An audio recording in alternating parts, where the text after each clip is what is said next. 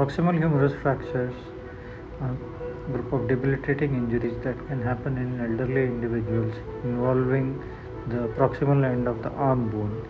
It can lead to significant restriction in activity and overhead movement, generally in elderly individuals and those with an osteoporotic bone.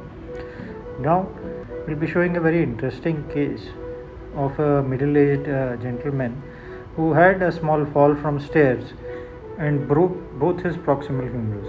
So as you can see from the X-ray, there is a shoulder fracture in both the sides, and in the left side particularly, it's quite severe.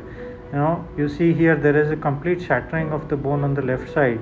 What is important is in these fractures, the muscles of the rotator cuff are attached to these bony fragments, and these bony fragments are actually called tuberosities.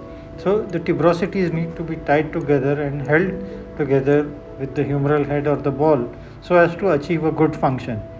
It is only once the tuberosities unite properly to the bone that the shoulder function will be good. On the right side, the fracture was relatively mild and the tuberosities are relatively intact. Now, both the shoulders were addressed surgically. An open reduction and internal fixation was plating on both sides, and 1 year after the surgery you can see excellent union on both the sides. The individual recovered complete function of both the shoulders and was able to do his activities of daily living. These kind of results are difficult to achieve after these complicated fractures. Another important thing is on the left side, which was quite severe fracture, we were able to do open reduction and fixation of the fracture, for which in some centers probably a replacement surgery would have been done. So we were able to preserve the shoulder joint, which any day will give a better result than a replacement.